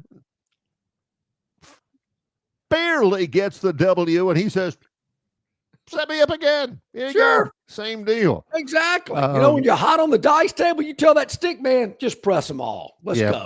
Now, let's do it. That is our Phantoms Daily Dog. Bob from Pike Road on our River Region Straw Chat line. He says, I am definitely not trying to preempt the Phantom. We get that. But throw the house on those Clemson Tigers. Clemson walks the dog on overrated LSU in week 1. You think so, huh? This is a night game, I believe, on Saturday. I will say this. I don't think LSU is overrated. I think LSU is pretty good. By the way, that LSU game is at night. It is. It is at 6:30. You got to lay 4 in taking Clemson at home. I'm high on Clemson, Bob. I got to tell you, I'm high on them. And I've already heard LSU fans talk about, if we lose that opener, we can still play for the national championship. Well, you can make the playoff and still, get in. But I'm not disagreeing with you, Bob. I don't think LSU is overrated, but I do think Clemson, walks the dog. Clemson's really, really good. That'll be a showcase game as well. Yeah. Which Death Valley is the real Death Valley? That'll be Saturday night, 6:30, ABC. That's Fowler. That's Herb Street. That's Holly Rowe. That's Molly McGrath. It's going to be a pretty big deal. But yeah. It is. It is going to be a big one. There's no doubt about that. Yeah. I'm still, I know we got some games we're going to be releasing on Friday from Stivers Ford and Montgomery where Price sells cars. And there's a few that I've got my eye on. No doubt about it. But I'm not ready to come out right now, right here, Bob, and say you're dead on. I'm just not ready to say that. No, yet. Not yet. That's for sure. When we come back, we'll light it up. The Kern Jr. Victoryland 777 Topic Wheel as Longshore and McKnight rolls on. Presented by Bud Light in association with Yellowhammer News. Why Hands? At Hands Heating and Air, you get this area's highest ranked service provider with 24-hour repair service, no overtime charges, and their same-day service guarantee. Plus, instead of other companies' 30-day repair warranty, Hands gives you a 3-year repair warranty. Hands Heating and Air is here for you 24/7, 365. And service is not just something they do, it's their way of operating, for you in mind. All of Hands employees are trained to adhere to this standard. They work hard to ensure that this standard is maintained, and they are constantly looking for new ways to better serve you. Call Hands Heating and Air today at 508-5382. That's 508-5382, or find them on the web at 834hands.com. All right, man, grab a Budweiser and take a knee. It is the best time of the year. It's baseball season. That means sunshine.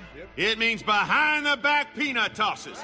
And it means sharing some cold, frosty Budweisers with your boys. Because there's nothing more American than watching America's game with America's beer. So let me ask you something. Are you ready to bring your A game? Are you ready to cheer every frozen rope down the line and amazing catch at the warning track? Are you ready for pitchers' duels and slugfests?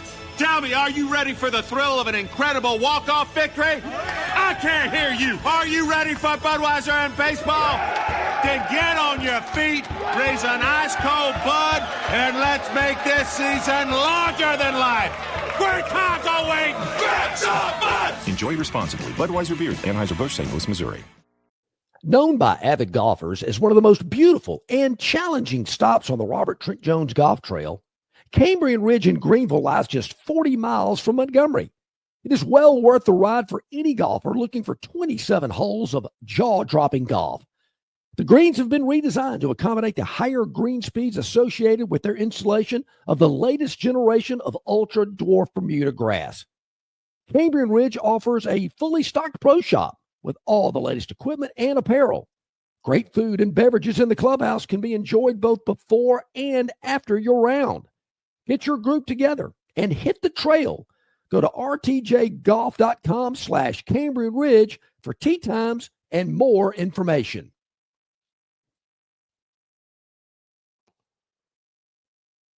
All righty, welcome back in. Glad you are with us here today on the program. My therapist says he's going to try to squeeze me in, Barry. He's working, trying to juggle some stuff around, but yeah, because he knows this ain't a pop in, pop out 15-minute deal.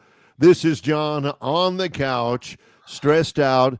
Doc, I can't stop thinking about it. I'm obsessing over it. I guess it all began when I was a small child, and I mean, this is going to be lengthy. He knows it can't be no half hour. It may be 2. Yeah, I don't know why they're putting me through this, Barry. I should be able to get over it, but I just, until we get the official announcement, and then there again, when the announcement comes, I'm going to be going, yep, figured. Here they are, Mississippi State. Yep, Now, from what I understand, they're going to make it to play somebody. Like, from what I understand, they're going to do this. There again, it's all about television. It's all about build up and hype and whatnot. This is going to be a made-for-TV event. SEC Network's going to have this midweek Wednesday night schedule released extravaganza with Dari Noka and Chris Doring, Peter Burns. What's the guy from Florida that I like? Kevin Carter. Carter, Roman Harper. Yeah. Breaking it down team by team. So get ready for that. Luckily, Alabama and Auburn alphabetically will be first, so then I can turn it off because I don't really care who everybody else is playing. Right. Once I see those two, then I guess I'll be relieved. I guess I will be. I don't know. But it's coming. The schedule is similar to the NFL. Hey, schedule release. And I get what Travis is saying. I like Travis a lot. He's saying, ESPN, they ain't spending all this money to not have Alabama LSU, to not have Georgia, Florida, and all that kind of stuff. It's like Pulp Fiction. You ever watch that flick? Really good movie. Quentin Tarantino. Heck you got when you got Pulp Fiction, you're gonna have screen time for Travolta, Samuel L. Jackson, Bruce Willis. But to move the story along, you got to have a little Eric Stoltz in there too, I mean, you got to have a little Ving Rhames in there. That's the same thing with the SEC. They're kind of cobble this all together and say, okay, look, just like Pulp Fiction, you got a lot of screen time, Bruce Willis, you got a lot of screen time, Travolta. All right, we'll start with the ones that we've got to have, okay? Auburn, Georgia, Auburn, Alabama, Tennessee. Okay, we got all those done. Now, who's the Eric Stoltz of the SEC? Yeah. All right, Vanderbilt. Well, it's left for them. ESPN, do you guys care if we have Vanderbilt, Missouri? And they're like, I mean, they got to put something on ESPNU. I mean, might as well. I'm getting some coffee. Anybody want some? You guys flesh all this out. I mean, that's like John with his contract negotiation with our former employer. He says, I want this, I want this, I want this. Here's my guy. You guys handle the rest of it. Yeah. Okay, I'm gone. Yeah, I got a tea time. Let me know how it plays out. That's exactly right. Tell me where to sign. The scene where Travolta and Samuel L. Jackson bust into that apartment and start talking about that cheeseburger. The Big Kahuna burger. That is a tasty burger. You got anything to wash it down? Yeah. Yeah, that's a good scene there. Yeah. And he quotes the Bible verse that's not even in the Bible. He made it up. Anyway, we don't want to get off topic. That's what I'm thinking. That's what ESPN. ESPN are the movie producers. Sankey is Quentin Tarantino. Tarantino says, hey, I know. We got to have the Iron Bowl. We got to have Florida, Georgia. We got to have Bruce Willis and all that kind of stuff. But see, there's this really good scene where Uma Thurman and Eric Stoltz, he's trying to jam a hypodermic in her chest. We got to have that. We got to have an Arkansas, Kentucky. Well, and they're like, hey, do what you want to with them. I don't care about that. Ain't nobody going to be coming in and buzzing afterwards saying, man, I cannot believe Eric Stoltz in Pulp Fiction. Oh, no, they're going to be talking about what everybody's talking about.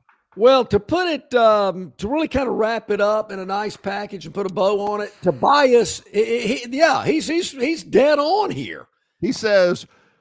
Tobias says, playing Mississippi State instead of LSU is like me entertaining a homely lady while my buddy is working his magic with her hot friend in the club. Yeah, exactly. For what? Oh, yeah, it's like, hey, can you go out with me and my girlfriend? She wants her friend to go out, and she's really cute and got a great personality. Yeah. That's Mississippi State and Vanderbilt. That ain't who you want.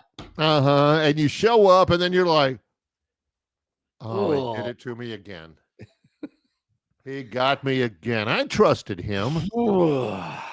I see what's coming, Tobias. I'm trying to prepare myself. From a mile away, John sees what's coming. Look, I've been to Starkville many times. Don't care if I ever go back. Did you say too many or just many? Yeah.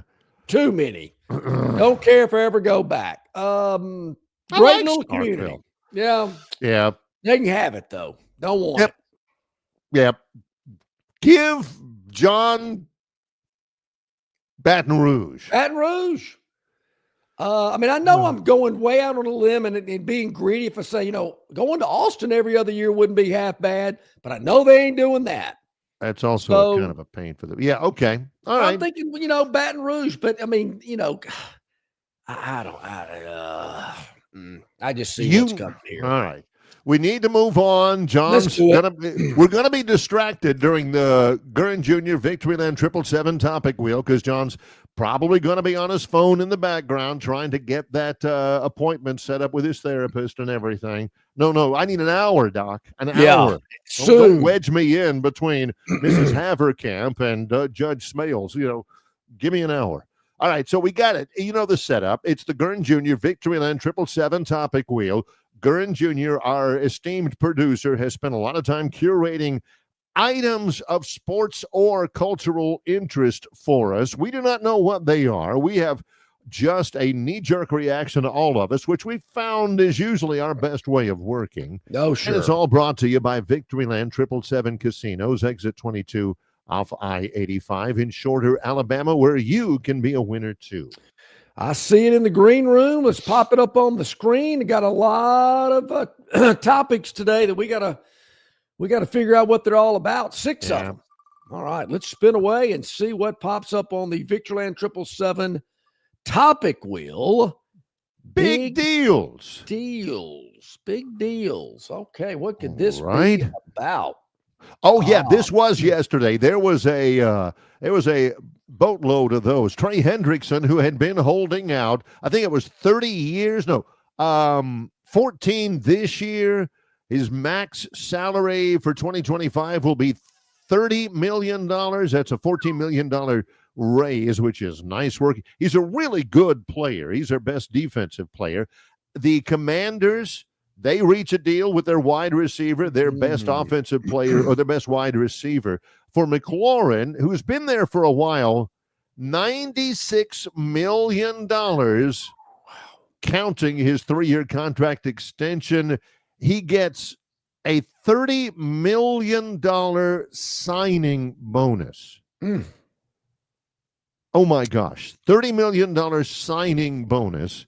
So, yeah, those two came. Still nothing from Micah Parsons for the Dallas Cowboys, but I bet that happens today. If it does, Gern will probably have it on the topic wheel tomorrow. I would think so. Wow, $30 million signing bonus. Yeah, that's the way it usually works, John. You know this. When the signings come for the big name guys, for the big money, they come late in camp and they come all together because the teams are like, okay. We can't open the season without you. We were just joking before. We're friends now. Here's your money.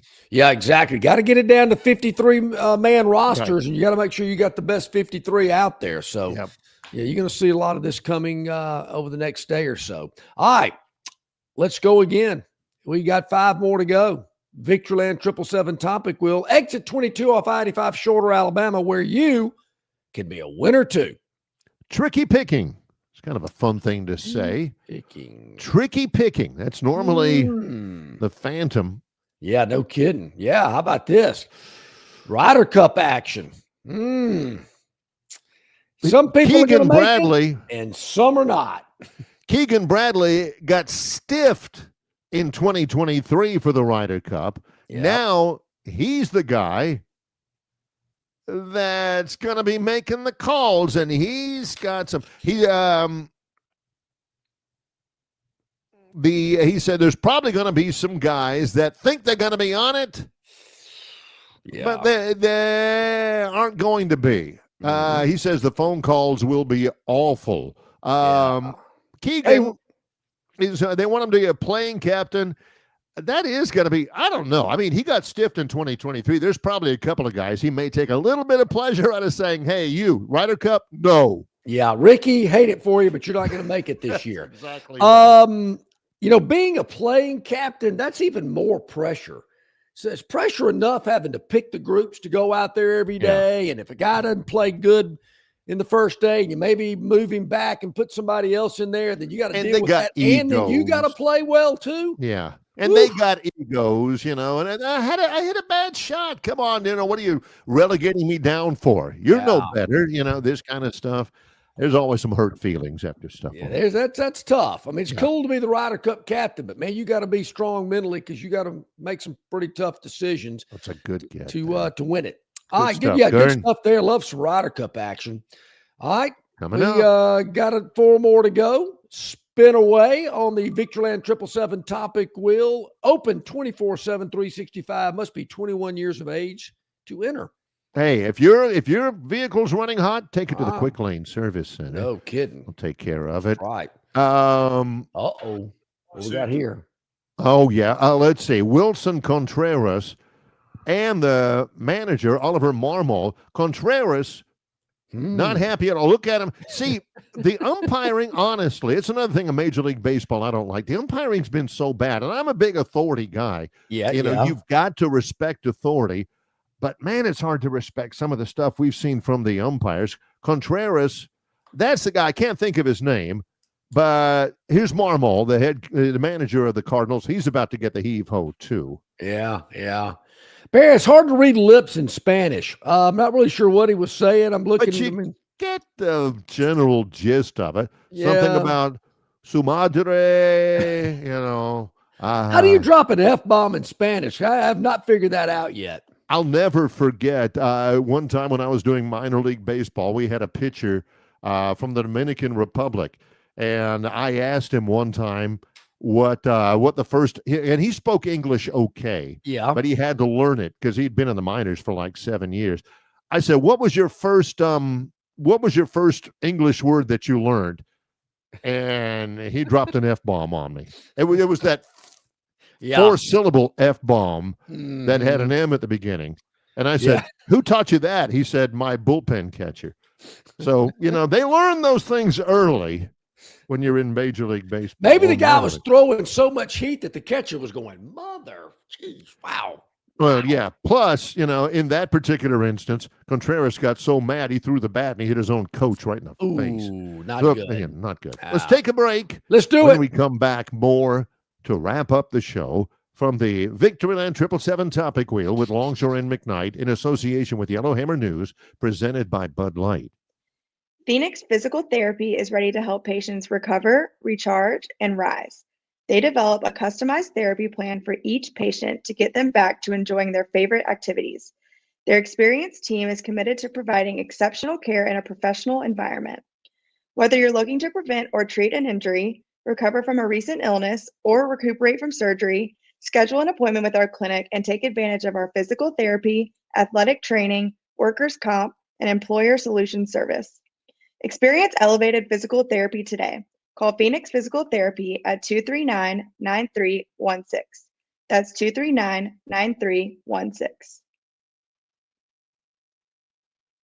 On the basketball court, the soccer pitch, or even the golf course, your crew brings their best not just for the win, but for that post-game celebration. When victory tastes like Michelob Ultra, it's worth every drop of sweat. And if you don't win, you'll still get the beer. It's just on you. Superior is worth playing for. Michelob Ultra, 2.6 carbs, 95 calories. Superior light beer. Enjoy responsibly. Copyright 2025. Anheuser-Busch Michelob Ultra Light Beer, St. Louis, Missouri. Play to win big at Victoryland Casino, where the hottest, most exciting games are waiting for you. Big bonuses, giant jackpots, and rewards keep our guests coming back for more. Visit our Players Club today and check out this month's exciting free play promotions. You'll have more fun at Victoryland Casino, where you can be a winner too. Victoryland Casino, off I-85 exit 22 in Shorter, Alabama. Must be 21 or older. All righty, here we are back at it, about 9 minutes to the top of the hour here with Longshore and McKnight. Remember, you can check us out at yellowhammernews.com. Check it out on their website, video content, a write-up about today's show each and every day. Also on Facebook, YouTube, Instagram, X, Spotify, Apple, iTunes. So many ways to check us out and find our content. We really appreciate it. Hit that like button, hit that subscribe button. We really appreciate it. Really, basically anywhere you get your podcasts. John mentioned Apple. You can get Apple Podcasts. It's on there every day. I'm a big Apple Podcast guy as well. If you go on Facebook, and gosh, we get so much reaction and viewership and, what do they call it? Impressions. Yep.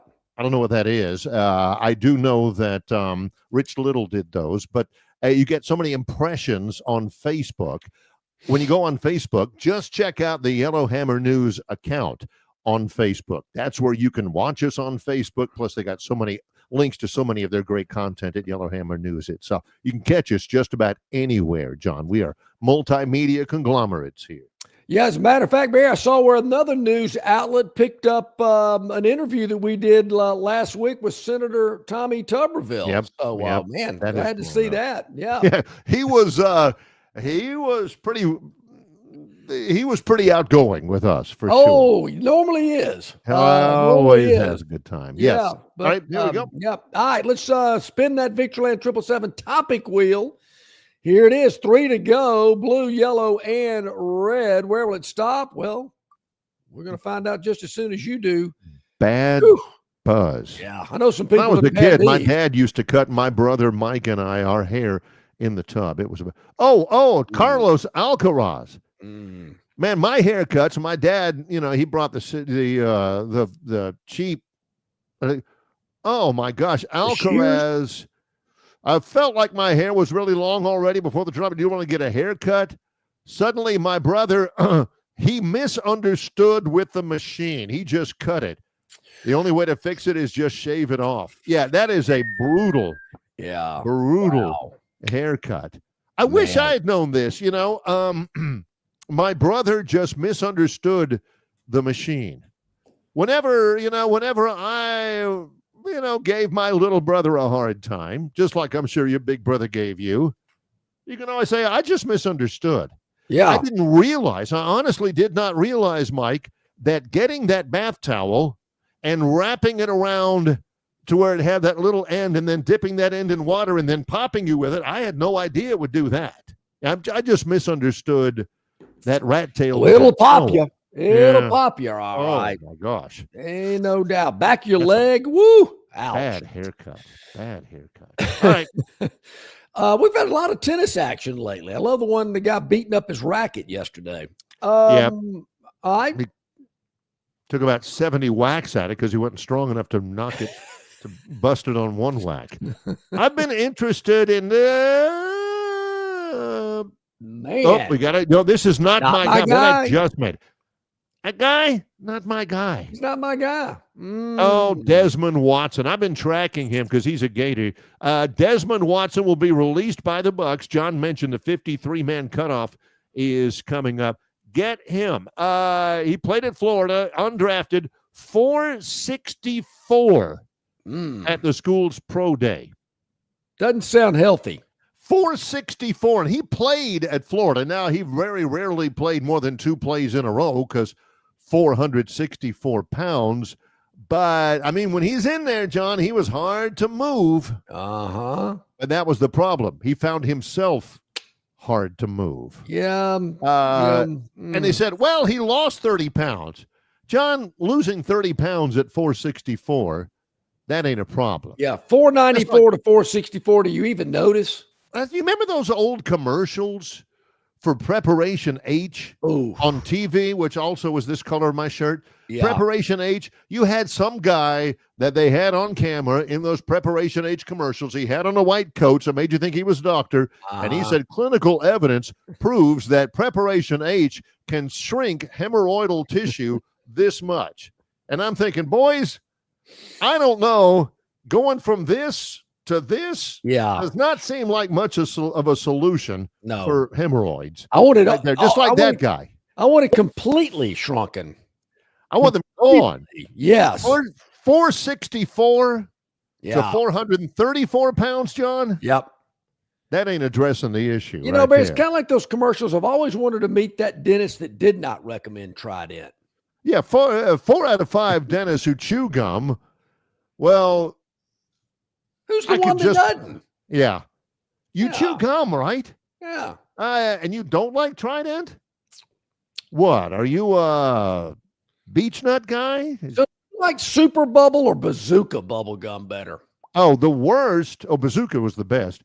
The worst was that Big League Chew. Oh, yeah. You know, where they just basically shredded it up and put it in and made it feel like the kids are chewing do they still do that? You walk into 7-Eleven and they had you just grabbed a handful and put it on the counter. They're like 2 cents a piece. Yeah. And Bazooka had a comic in it. You undid that was the reason why I liked it, because it had the comic in it. It was Bazooka Joe, and he was always in there. Bazooka Joe always had a turtleneck that went right up to here.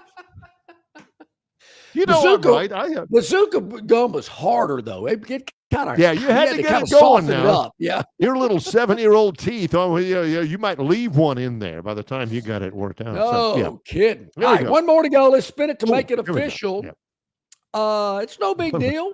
Here it is. Oh, the famous scene in Caddyshack. Yes. Mrs. Smales faints because there's a Baby Ruth in the pool. All right, what do we got here? Yeah, with the Jaws thing. Man with the same name as Babe Ruth accused of fraud using the dead baby. What? 69-year-old George Ruth, which was his real name, George Herman Ruth. His name is George Herman Ruth. He is from Morristown, Tennessee, which is the hometown of former Auburn basketball player John Kaler. 91 criminal counts. What is he doing? Using the names of dead or retired baseball players. I'm not sure if his real name is George Herman Ruth. Hundreds of fraud in a class action opening box. Boy, this guy went after it. And he's just a lowlife. Using the names of deceased or retired professional baseball players, along with the social security numbers of unwitting victims. That's what I was afraid of with yesterday with John when he had that pop-up on his screen in the middle of the day. I'm thinking, uh-oh, there goes his Social Security number. Somebody in Thailand. Well, so far, so good, but who knows? Yeah, there we go. That is not only our Victoryland 777 Topic Wheel, presented by Victoryland 777 Casinos, exit 22, I-85, Shorter, Alabama. But that's our show for this week. It is energy on game week from Brian Matthews, AuburnSports.com, Travis Ryer on YouTube. You're starting to really, really come to that realization, John. Can't wait. Game day is right on the doorstep. Yep, it really is, Barry. Tomorrow we're going to be packed out with Josh Harris, the Moneyline Magician, CJ Duncan of Yellowhammer News, and our man Robert Kahn from Phoenix Physical Therapy. We will kick off. Well, we actually did that about a week ago, but we'll get that going back with Robert, talking about sports injuries, everything that's going on with that, and how to get those injuries rehabbed and back in the game. We'll do all that tomorrow, and of course, a whole lot more of your participation on our River Region Straw chat line, Longshore McKnight at gmail.com. You can email your Marguerite's 1 Carat Diamond giveaway selections to our email address. We'll tell you more about that again tomorrow as well. And if you just haven't gotten enough of us, if you just can't say goodbye, keep watching. We've still got it going on. He's John Longshore. I'm Barry McKnight. It's Longshore and McKnight in association with Yellowhammer News, presented by Bud Light.